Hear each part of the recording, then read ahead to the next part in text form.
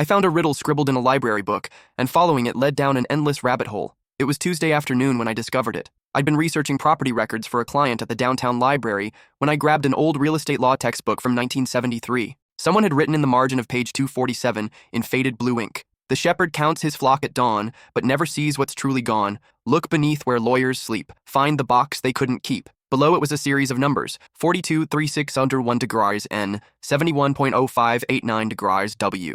I should have ignored it, should have returned the book and finished my research. But something about those coordinates nagged at me. They were Boston. Specifically, they pointed to the old Suffolk County courthouse basement. My name is Dennis, and I'd been a paralegal for 12 years. The courthouse was my second home. I knew every hallway, every storage room, every forgotten corner where old case files went to die. But where lawyers sleep, that made no sense. Lawyers didn't sleep at the courthouse, unless the old attorney quarters. Before the renovation in 1987, there used to be small rooms where lawyers could rest during lengthy trials. They'd been converted to storage, but everyone still called them the bunks. That Thursday, I told my boss I needed to pull some archived files. The basement smelled like mold and forgotten paperwork. I found the old attorney quarters behind a door marked "Authorized Personnel Only." 4 rooms, each packed with filing cabinets dating back decades, where lawyers sleep. The beds would have been against the walls. I started checking the floorboards, running my hands along the baseboards. In the third room, behind a cabinet from 1962, I found it, a section of flooring that sounded hollow when I knocked. Using my pocket knife, I pried up the board.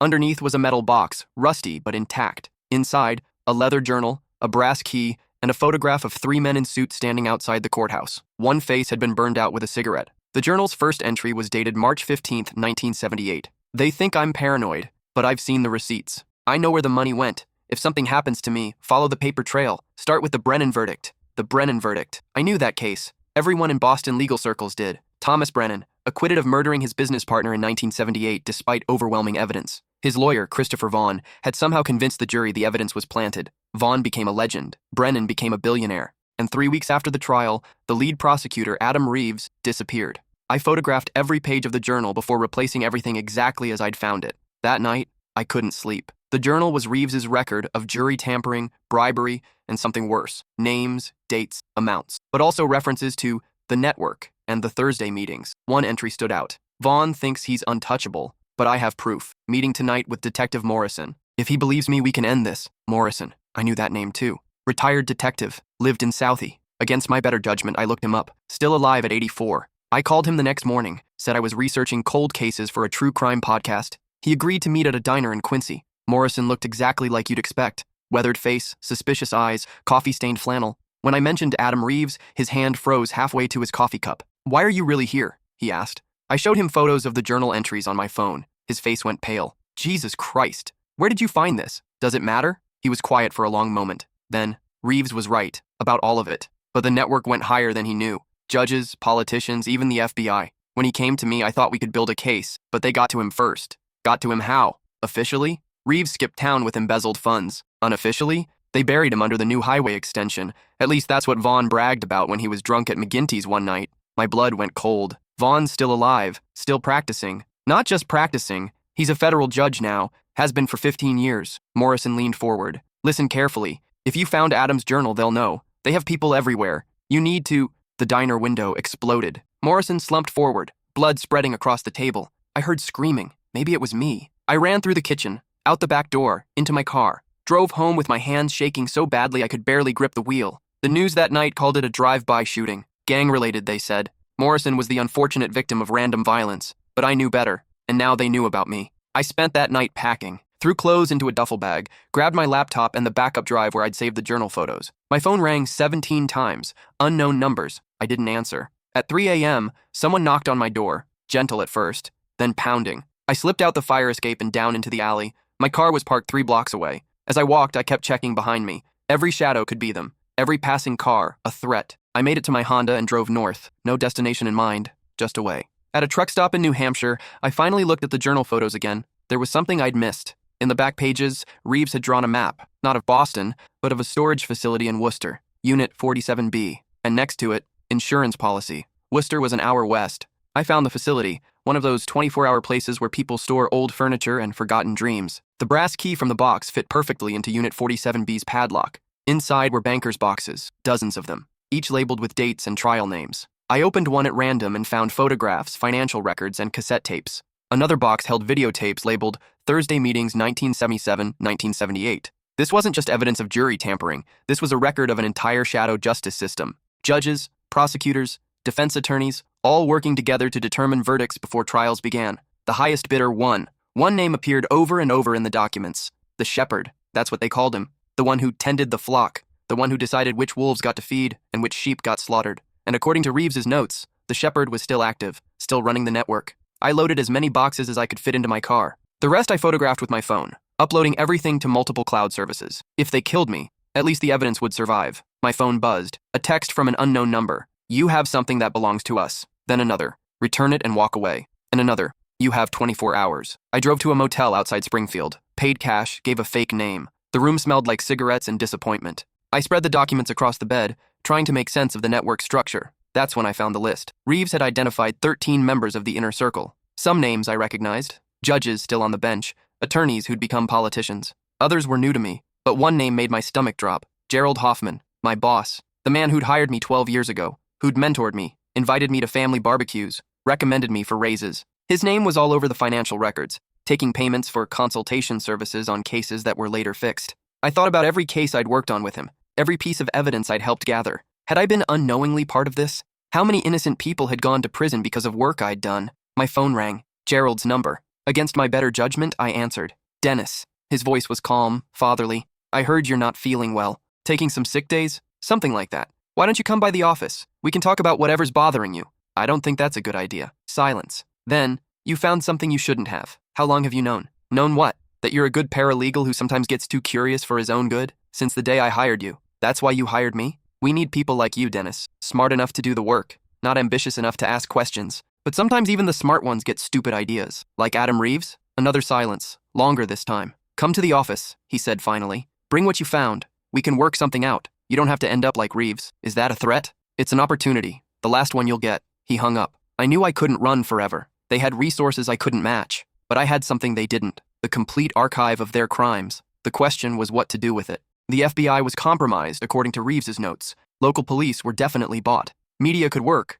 but they'd need verification, sources, a process that would take weeks I didn't have. Then I remembered something from the Journal. Reeves mentioned a federal prosecutor in Connecticut he trusted, Diane Prescott. The only clean one I've found, he'd written. I looked her up, still practicing, now the U.S. Attorney for the District of Connecticut. I found her office number and called at 6 a.m., figuring I'd leave a message. She answered on the second ring. Prescott, my name is Dennis Fuller. I have evidence regarding the murder of Adam Reeves and a corruption network in the Massachusetts judicial system. Silence. How did you get this number? Adam Reeves wrote that you were the only clean prosecutor he knew. Adam's been missing for over 40 years. Not missing. Murdered. I have proof. Documents, recordings, photographs, everything he gathered before he died. Where are you? Massachusetts. But I can come to you. No. Too dangerous. There's a rest stop on I-84, exit 67. Be there at noon. Come alone. Park near the truck section. How will I know you? I'll know you. And Mr. Fuller, if this is some kind of game, it's not. Then be very careful. If you really have what you say you have, you're holding a nuclear bomb. And the people you're threatening would rather see half of Boston burn than let that information get out. The drive to Connecticut took 3 hours. I kept checking my mirrors, taking random exits, doubling back. Maybe I was paranoid. Maybe not. At the rest stop, I parked between 2 semis and waited. At 12:15, a woman knocked on my passenger window. Mid-50s, graying hair, sharp eyes behind wire-rimmed glasses. Mr. Fuller? I nodded. She got in, immediately checking the back seat and scanning the parking lot. Show me. I handed her a folder with select documents, enough to prove I wasn't crazy, not enough to give away everything. She read in silence for 10 minutes. Her face grew paler with each page. Mother of God, she whispered finally. Do you understand what this is? Evidence of systematic corruption dating back decades. It's more than that. These people, they've been deciding who lives and dies, who goes free and who rots in prison, based on nothing but money and power. Every major trial in Massachusetts for the last 50 years could be compromised. Can you do something with it? She looked at me carefully. I can try,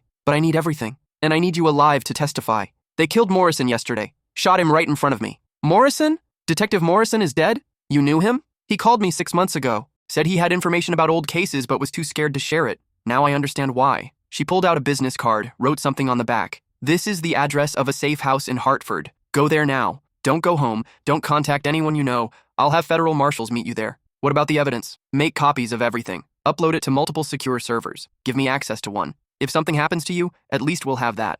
I gave her the login information for one of the cloud drives. Mr. Fuller, she said as she opened the door, you're very brave or very stupid. Maybe both. Stay alive. That's an order. The safe house was a nondescript apartment building in a quiet Hartford neighborhood. The marshals were already there, two men who looked like they'd stepped out of a government training manual. They checked my car for tracking devices, found 3. They've been following you since Boston, one said matter-of-factly. Inside the apartment, I spread out all the evidence. The marshals whistled low when they saw the volume of material. This is going to take weeks to process, one said. We don't have weeks, I replied. They gave me 24 hours. That was 18 hours ago. As if on cue, my phone buzzed. Gerald again. Time's running out, Dennis. The offer stands, but not for much longer. I showed the message to the marshals. They exchanged glances. We need to move you, one said. This location might be compromised, but before we could pack up, there was a knock at the door. The marshals drew their weapons, positioned themselves. One looked through the peephole. It's Prescott, but she's not supposed to be here. They opened the door cautiously. Diane Prescott walked in, but something was wrong. Her face was too calm, her movements too careful.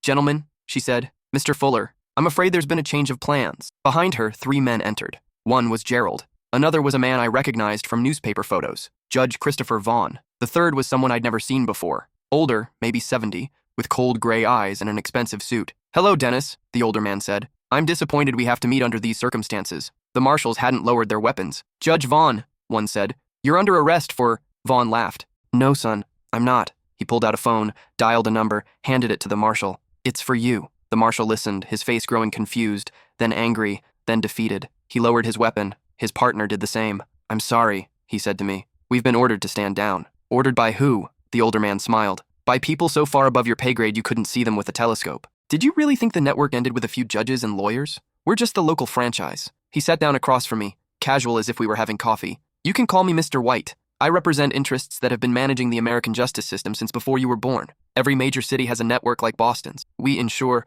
stability. You mean corruption. I mean preventing chaos. Do you know what would happen if everything you found went public? Every conviction for 50 years called into question? Every criminal claiming their trial was fixed? The entire system would collapse. Maybe it should. Spoken like someone who's never seen true anarchy. We provide order, Mr. Fuller. Yes, sometimes innocent people suffer, but far fewer than would suffer without us. You murdered Adam Reeves. Adam Reeves was a zealot who couldn't see the bigger picture. Just like you. He stood up, straightened his tie. But unlike Reeves, you have a choice. Join us. Your skills, your attention to detail, your ability to find what others miss. We could use someone like you. And if I refuse, then you'll disappear. Another missing person case that goes nowhere. Your evidence will be destroyed and the system continues as it always has. I looked at the marshals, at Prescott. None of them would meet my eyes. She was never going to help me, was she? White shook his head. Diane's been ours for years. We knew Reeves trusted her, so we kept her in reserve, in case anyone ever found what he hid. How many others are there? How many people who are supposed to protect us are actually everyone who matters? White said simply.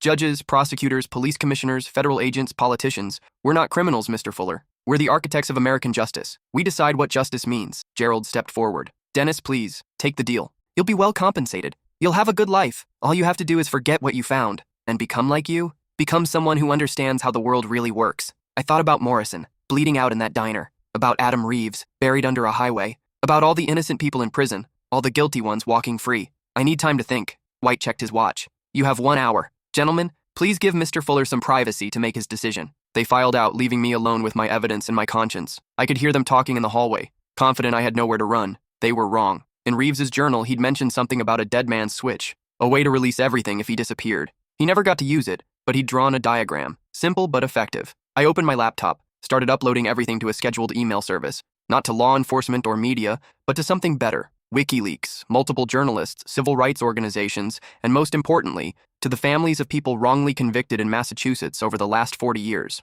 If I didn't reset the timer every 24 hours, everything would go public. Then I did something they wouldn't expect. I called 911. There's a fire at 438 Woodland Street, apartment 3B. Please hurry. I grabbed a lighter from the kitchen drawer and held it to the curtains. The smoke alarm screamed as flames climbed the fabric. Then I opened the window and climbed out onto the fire escape. The marshals rushed in when they heard the alarm. In the confusion, I made it to the street, but I didn't run. Instead, I walked straight to the Hartford police station 4 blocks away. The desk sergeant looked bored until I said, I need to report a murder. Multiple murders, actually. And I have evidence of massive judicial corruption. I want to make a full statement on the record right now. Sir, if this is... I pulled out my phone, showed him some of the documents. His eyes widened. I'll get a detective. No, I want to make this statement publicly. Call the media. Every outlet you can think of. Tell them a whistleblower is exposing 50 years of corruption in the Massachusetts justice system. I can't just... Then I'll do it myself. I started live streaming on my phone, posted to every social media platform I had. My name is Dennis Fuller. 2 days ago, I found evidence hidden by prosecutor Adam Reeves before his murder in 1978. This evidence proves the existence of a criminal network that has controlled the Massachusetts judicial system for decades. The desk sergeant was calling for supervisors. Other officers gathered around. Within minutes, reporters started arriving, tipped off by the live stream. I kept talking, showing documents to the camera, naming names: Gerald, Vaughn, White, every corrupt official mentioned in Reeves's journal. By the time White and his crew arrived at the police station, 3 news crews were broadcasting live. He stood in the doorway, watching me, surrounded by cameras and microphones, and I saw something I hadn't seen before: fear. He pulled out his phone, probably to make calls, to pull strings, to make this go away. But it was too late. The story was out. Within an hour, Boston corruption was trending nationally. The FBI arrived, not the local bureau that was compromised, but a task force from Washington. They took me into protective custody, not because White requested it, but because the Attorney General had seen the live stream. Over the next 72 hours, everything unraveled. The evidence I'd uploaded had been downloaded thousands of times before anyone could stop it. Journalists were digging into every case mentioned in Reeves's journal. Families of victims were demanding new trials. Judge Vaughn was arrested at his home trying to destroy hard drives. Gerald turned himself in, hoping for a deal. Other members of the network fled the country or were found dead, apparent suicides, but White disappeared, like smoke. I testified before a grand jury for 6 weeks. Every document authenticated, every claim investigated. The prosecutor, a woman brought in from Oregon specifically because she had no ties to the East Coast, told me I'd exposed the largest judicial conspiracy in American history. 137 convictions were overturned. 43 officials were indicted. 12 judges resigned. 3 senators announced they wouldn't seek re-election. They put me in witness protection, gave me a new name, a new life in a place I can't mention. But every night I checked the news, waiting for White to surface. He's still out there, probably rebuilding, probably planning. Sometimes I get messages, nothing threatening, just reminders that they're watching. A photo of the coffee shop I visited. A mention of the book I'm reading. They want me to know I'm not safe, will never be safe. But I also get other messages. From families whose loved ones were freed because of the evidence I found. From prosecutors who say the system is slowly getting cleaner. From people who call me a hero, though I don't feel like one. I think about that riddle a lot. The shepherd counts his flock at dawn, but never sees what's truly gone. The shepherd, whoever White really was, had counted his flock for decades, never noticing that one sheep had hidden evidence of all his crimes. Adam Reeves might have died, but his truth survived. 6 months after the story broke,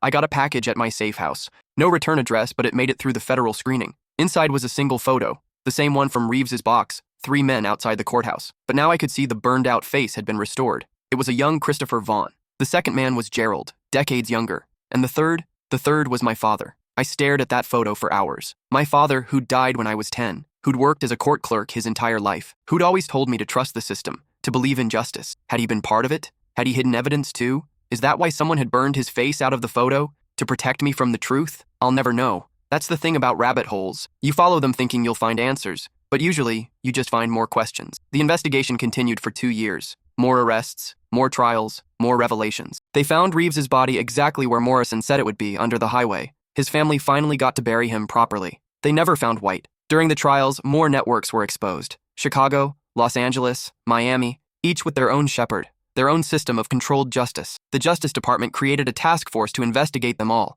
but everyone knew it was like trying to drain an ocean with a bucket. Some nights, I wonder if I made things better or worse. The system is supposedly cleaner now, but public trust in justice is shattered. Every criminal claims their trial was fixed. Every conviction is questioned. Maybe White was right. Maybe some corruption is the price of stability. But then I remember Morrison bleeding out in that diner. Reeves buried under concrete. All those innocent people in cages while guilty ones walked free. And I know I did the right thing. Even if it didn't fix everything. The witness protection program gave me a job at a hardware store. I stock shelves, mix paint, help people find the right screws for their projects. It's simple work, honest work. No riddles hidden in the inventory, no conspiracies in the supply chain. But I still go to libraries, I check books, especially old ones, looking for messages in margins. It's become a compulsion. The librarians think I'm eccentric. This middle-aged man who reads obscure textbooks and examines every page like it might contain secrets. Usually I find nothing. Occasionally a student's notes or a coffee stain. But last week, in a chemistry textbook from 1981, I found something that made my blood run cold.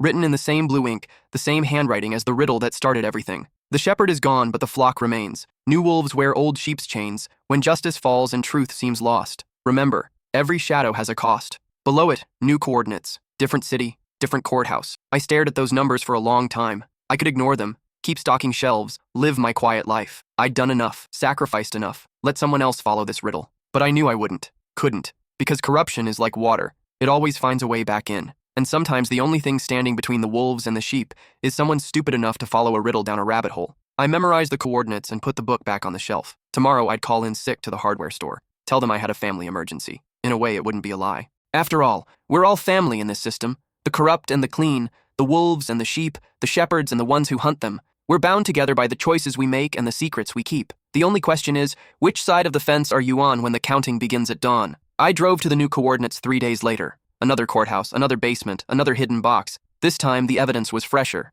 dated just 2 years ago. The network hadn't died. It had evolved. New names, new methods, same corruption. But there was something else in this box. A letter addressed to the finder. If you're reading this, you found my first message and survived what came after. I know who you are, Dennis Fuller. I know what you sacrificed, and I know you think the fight is over. It's not. White wasn't the top. He was middle management. The real shepherds don't have names you'd recognize. They don't appear in photos or documents. They exist in the spaces between laws, in the silence between heartbeats of justice. I've been tracking them for 3 years, leaving breadcrumbs for someone brave enough, or foolish enough, to follow. You've proven you're both. The evidence in this box is just the beginning. There are 11 more locations, each with pieces of a larger puzzle. Follow them all, and you'll have enough to bring down not just a network, but the entire shadow system that's run this country since its founding. But be warned, they know I'm leaving these messages. They're waiting to see who follows the trail. The moment you take this evidence, you're back in the game. And this time, there's no witness protection that can save you. Choose carefully. A friend. I sat in my car outside that courthouse for 3 hours, the box in my trunk, weighing my options.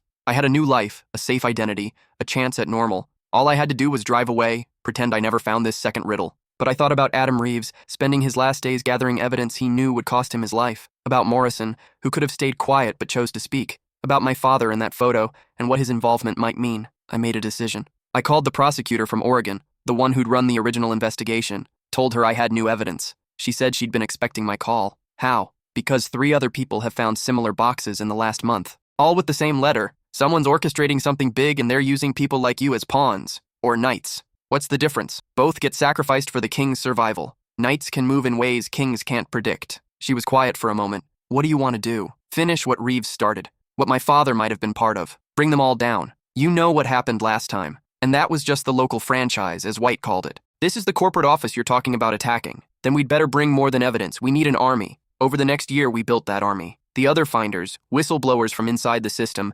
journalists who'd been threatened into silence, families destroyed by corrupt verdicts. We worked in secret, gathering evidence from all 12 locations mentioned in the letter. Each box revealed another layer of corruption. Senators owned by private prisons, judges taking orders from pharmaceutical companies, prosecutors burying evidence of corporate crimes. It went beyond simple bribery. This was a complete parallel government, operating in shadow. The final box was in Washington, D.C., hidden in the Supreme Court building itself. The security guard who let me in was one of us, his son serving life for a crime he didn't commit. Inside that box was a single flash drive and a note. The Shepherds Conference, annual meeting of all regional leaders. This year's location and date are on the drive. You'll have one chance. Make it count. A friend. The conference was in 2 weeks. A private resort in Montana, so exclusive it didn't appear on maps. We had 14 days to plan something that would expose them all at once. I suggested we go to the FBI, the media, Congress, but the prosecutor had a different idea. We go ourselves, with cameras, live streaming everything. Make it so public, so undeniable, they can't cover it up. That's suicide.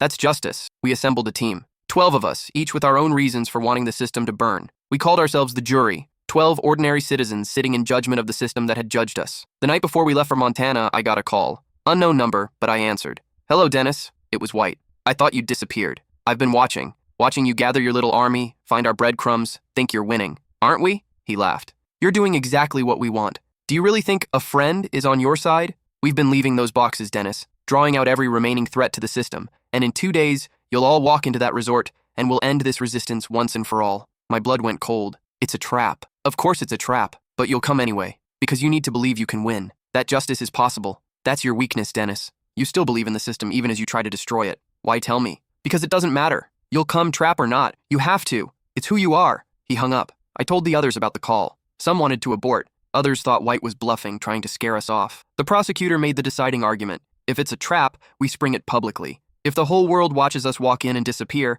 that's a story in itself. Sometimes martyrs accomplish more than survivors. We went. The resort was a fortress of luxury hidden in the mountains. Private airfield, one road in, security everywhere. We split into 3 teams. One would infiltrate as staff. We had someone on the inside who could get us uniforms. Another would come as delivery drivers. The third, including me, would walk in the front door as invited guests, using forged credentials we'd obtained. The plan was simple.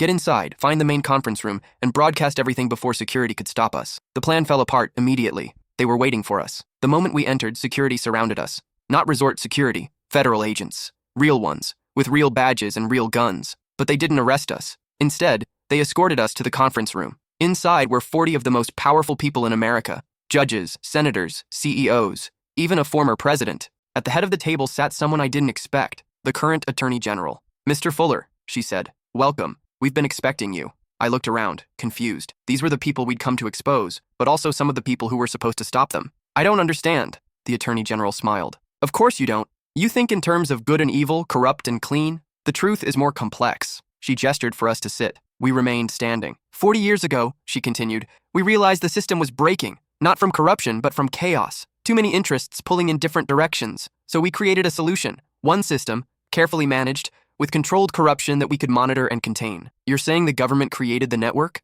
We created balance. Yes, some criminals go free, but only the ones we choose. Yes, some innocents get convicted, but only when necessary for larger stability. We turned chaos into order. That's monstrous. That's governance. Every society has this shadow system. We just formalized ours. White entered the room then, taking his place at the table. "Hello again, Dennis. I told you we weren't criminals. We're architects." The prosecutor stepped forward. "So what now? You kill us? Make us disappear? Kill you?" The Attorney General laughed. "We're going to hire you. All of you. You've proven you can find what others miss, that you're willing to sacrifice everything for what you believe in. We need people like that. To do what? To be the new oversight, the watchers of the watchers. You'll have full access, full authority to investigate anyone in the system. If someone goes too far, takes too much, you stop them. Become part of the corruption to control it? Become part of the solution. The alternative is we release everything you've done. The break-ins, the stolen documents, the forged credentials. You'll spend your lives in prison, and the system continues without you." One of our team, a former cop whose partner was killed for refusing a bribe, spoke up. "What if we refuse and go public anyway?" White pulled out a tablet,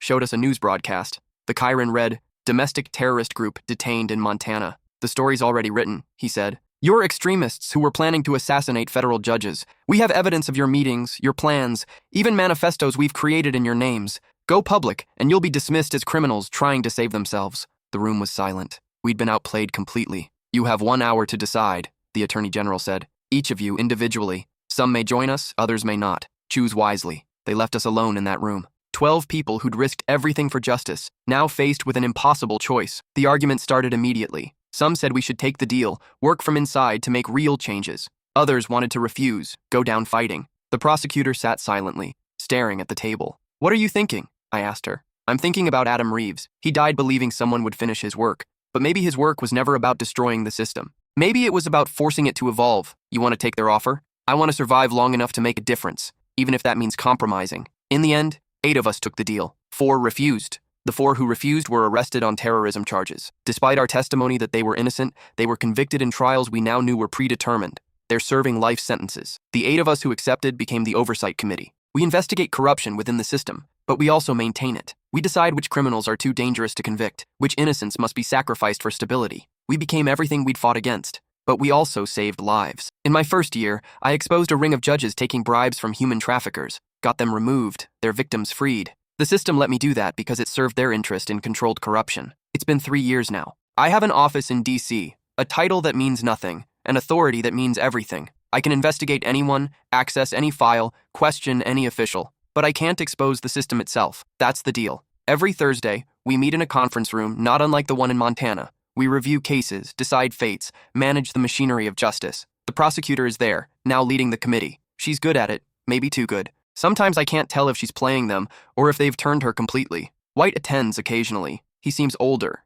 tired. Last month, he pulled me aside after a meeting. "Do you regret it?" he asked, "finding that riddle?" "Every day. But you keep doing the work. Because someone has to. And maybe, if enough of us inside want real change, we can achieve it." He laughed, but it was sad. "That's what I thought 40 years ago. Now look at me." I understood then. White hadn't always been white. He'd been someone like me once, someone who found something he shouldn't have and made a deal to survive. The system doesn't just corrupt. It absorbs, transforms, perpetuates. Last week, I found something in the archives. A photo from 1952. A young prosecutor named Adam White, before he became whoever White really is. He was investigating judicial corruption, about to expose a massive conspiracy. Then he disappeared for a year. When he returned, he was different. Part of the system. The cycle continues. But yesterday, something changed. I received a message, encrypted and untraceable. The real shepherd is dying. When he falls, the flock scatters. Be ready. A friend. I don't know who a friend is. Maybe someone like me, trapped in the system but planning revolution. Maybe the system itself, testing my loyalty.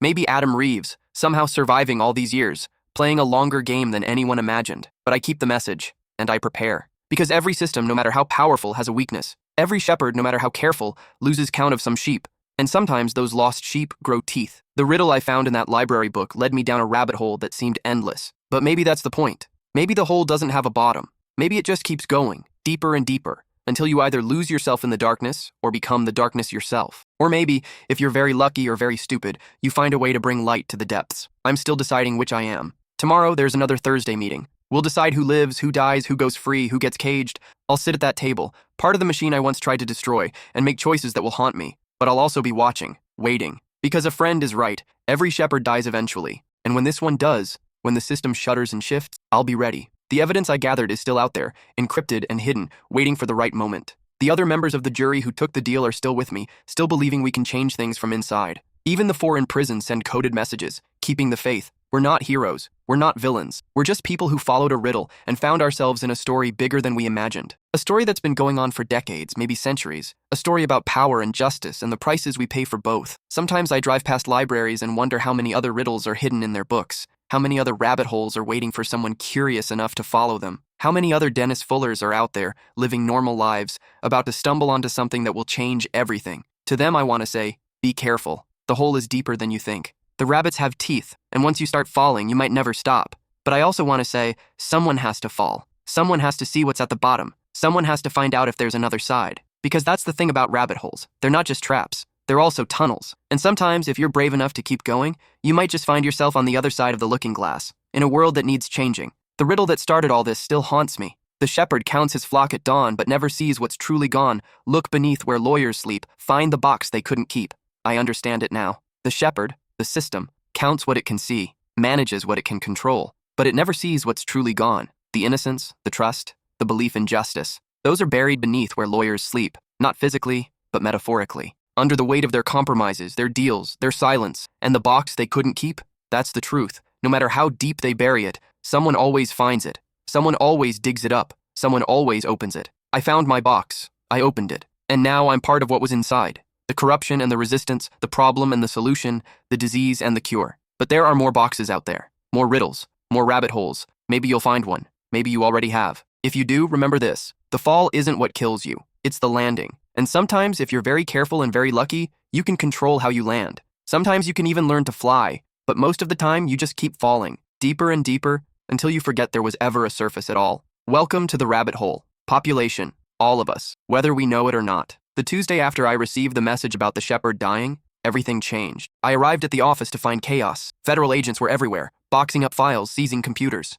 The attorney general was being arrested on live television. White was nowhere to be found. The prosecutor grabbed me in the hallway. "It's happening," she said. "The whole thing is coming down." What triggered it? Someone leaked everything. Every document, every recording, every piece of evidence from the last 50 years. It's all online. Every major news outlet has it. I checked my phone. The story was everywhere. But it wasn't just our evidence. It was more. Internal communications, financial records, even recordings from Thursday meetings. Someone inside, someone high up, had documented everything and released it all at once. Then I saw the source attribution, provided by a friend. The system didn't collapse all at once. It crumbled piece by piece over 6 months. Thousands of arrests, congressional hearings that actually meant something. A special prosecutor with real independence and real power. They found White's body in the Potomac. The official cause was suicide, but everyone knew better. The real shepherds don't leave loose ends. The prosecutor and I testified for weeks. We told them everything, the network, the deals, the impossible choices. Some called us heroes for coming forward. Others called us collaborators, who only spoke when it was safe. Both were right. They offered us immunity in exchange for our cooperation. We took it because what else could we do? The 4 members of the jury who'd refused the original deal were released from prison, exonerated. They won't speak to those of us who compromised. I don't blame them. A new system is being built now. Supposedly cleaner, supposedly transparent, but I see the same faces in different positions, the same patterns emerging. The shepherd is dead, but there are always new shepherds waiting. I left DC 6 months ago, moved to a small town in Oregon where nobody knows my name or my story. I work at a local law firm doing research, keeping my head down. It's quiet work, honest work, but I still check for riddles. Last month I found one, not in a library book, but carved into a bathroom stall at the courthouse. New shepherds wear old wolves' clothing. Truth and lies share the same breathing. When justice blindfolds itself to see, remember what was meant to be. Below it, coordinates. Another city, another courthouse, another box waiting to be found.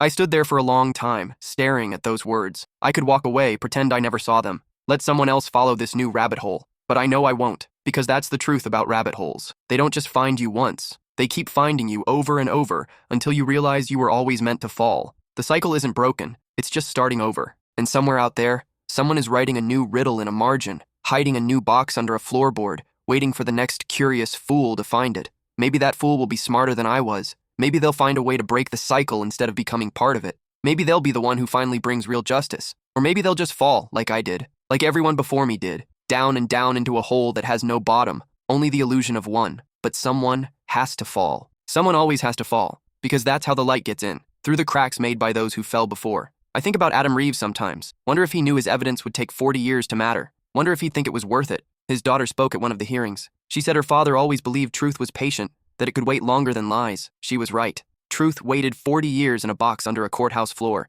It waited through decades of corruption, through murders and cover-ups, through the transformation of idealists into cynics. It waited until someone stupid enough to look for it came along. That someone was me. And now, staring at these new coordinates, I realize it's about to be me again, because I finally understand the real riddle, the one hidden inside all the others. The rabbit hole doesn't lead down. It leads forward, through time, through systems, through the endless cycle of corruption and revelation. And everyone who falls into it becomes part of the path for the next person. We're not just following the rabbit hole, we're creating it, one fall at a time. Tomorrow, I'll drive to those new coordinates. I'll find whatever's hidden there, and I'll probably start another cycle that won't end for decades. But maybe that's the point. Maybe justice isn't a destination. Maybe it's just an endless fall towards something better, even if we never reach it. Maybe the rabbit hole isn't a trap. Maybe it's the only way forward. I'll let you know when I find out, if I survive the fall. The new coordinates led me to Seattle. Another courthouse, another basement, another box. But this one was different. Inside was a hard drive and a single word: upload.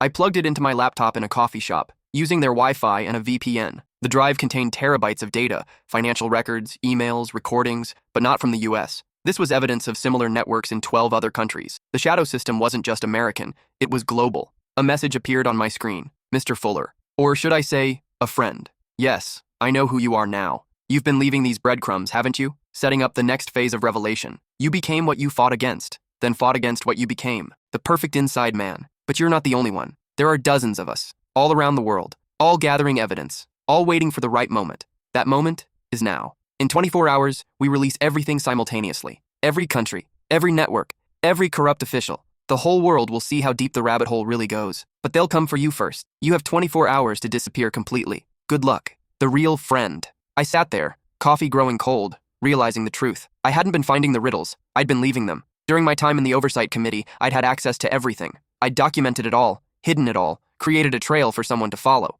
But trauma and exhaustion had fractured my memory. I'd forgotten half of what I'd done, acting on instinct and buried rage. The Dennis who'd worked for the system and the Dennis who fought against it were the same person, split by necessity, united by purpose. I was a friend. I was also the finder. I was the shepherd and the sheep, the hunter and the hunted. My phone rang. Unknown number. "We know," the voice said. "Not White. He was dead. Someone new. Someone worse. You have 1 hour to return what you've taken." "Which part?" "There's so much. All of it. Every copy, every backup, every trace." "That's impossible. It's already spreading. Then you'll die for nothing." "No, I'll die for everything." I hung up, destroyed my phone, and ran. The next 24 hours were the longest of my life. I moved constantly, paying cash, avoiding cameras, watching the clock. At exactly noon the next day it happened. Every major news outlet in the world received the same package simultaneously. Millions of documents, thousands of hours of recordings, evidence of a global network of corruption that made what we'd exposed in Boston look like a parking violation. Presidents, prime ministers, Supreme Court justices, CEOs, all implicated.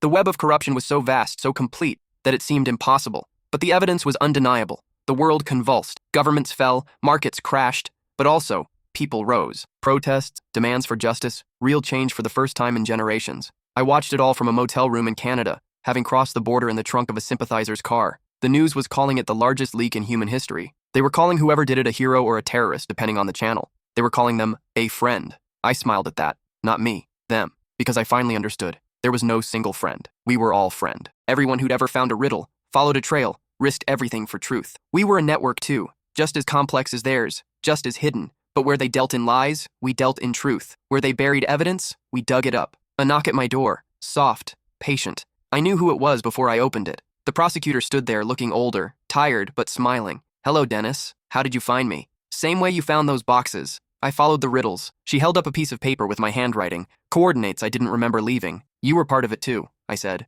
"A friend. We all were. Every one of us who took their deal, who worked inside, who gathered evidence. We were all preparing for this moment. So what now? Now we disappear. Completely. They'll hunt us forever, but they'll never find us. We've arranged everything. New identities, safe houses, an underground railroad for truth tellers. Another network, but a better one. A necessary one." She handed me a passport with a name I didn't recognize and a photo that barely looked like me. "There's something else," she said. "Something I never told you. My real name isn't Diane Prescott. Who are you?" "Adam Reeves was my father. I've been planning this since I was 18, since the day they told me he abandoned us." I stared at her, seeing it now. The same determined eyes, the same stubborn jaw. "Every riddle you found," she continued, "I placed them there years ago. I knew someone like you would come along eventually, someone smart enough to follow the trail but naive enough to think they were the first. So I was just a pawn. No, you were the knight, the one piece that could move in ways nobody expected, including me." We left together that night, driving north into a new life, a new identity, a new chapter of an old story. Behind us, the world burned and rebuilt, the endless cycle of revelation and reform. But somewhere I knew, someone was writing a new riddle in a margin. Someone was hiding a new box. Someone was starting to suspect that justice wasn't what they thought it was. And someday, they'd follow their curiosity down a rabbit hole, thinking they were the first, thinking they could change everything, not knowing they were part of a pattern that stretched back generations and would stretch forward for generations more. The rabbit hole never ends. It just gets deeper, and we all fall eventually. But that's okay, because falling is how we learn to fly. And flying is how we finally escape the hole, not by climbing out, but by realizing there was never a hole at all, just a spiral, leading up and down simultaneously, depending on your perspective. The riddle I found in that library book changed my life, destroyed it really, but also created it, made me into someone I never thought I'd be. Hero and villain, friend and enemy, keeper of secrets and revealer of truths. I think about that riddle every day. The shepherd counts his flock at dawn but never sees what's truly gone. Now I understand what's truly gone. Innocence, simplicity,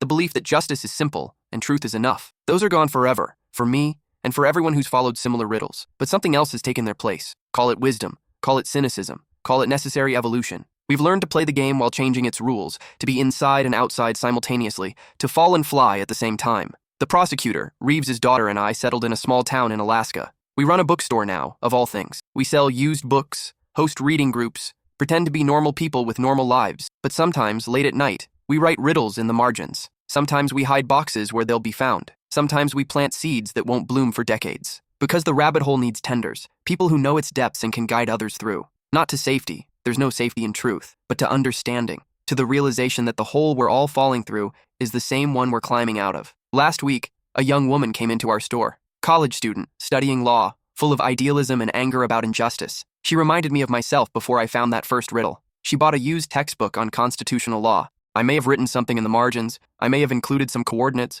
I may have started another cycle, or maybe I'm ending one. It's hard to tell when you're inside the spiral whether you're going up or down. Maybe that's the point. Maybe the only way to understand the rabbit hole is to fall down it yourself, to experience the terror and revelation, the corruption and cleansing, the death of who you were and the birth of who you'll become. That young woman will either ignore what I wrote or follow it. If she follows it, she'll either turn back or keep going. If she keeps going, she'll either be destroyed or transformed. If she's transformed, she'll either serve the system or fight it. If she fights it, she'll either fail or succeed. If she succeeds, she'll realize success is just another kind of failure, and failure is just another kind of success. And then she'll write her own riddle in her own margin, and the cycle will continue. That's the real truth I found at the bottom of the rabbit hole. There is no bottom. There's no top either. There's just the eternal fall, the endless spiral, the perpetual dance between those who hide truth and those who seek it. We're all falling, every one of us. The only difference is some of us know it, and some of us have learned to enjoy the ride. The riddle I found in that library book led me here, to this moment, to this story I'm telling you.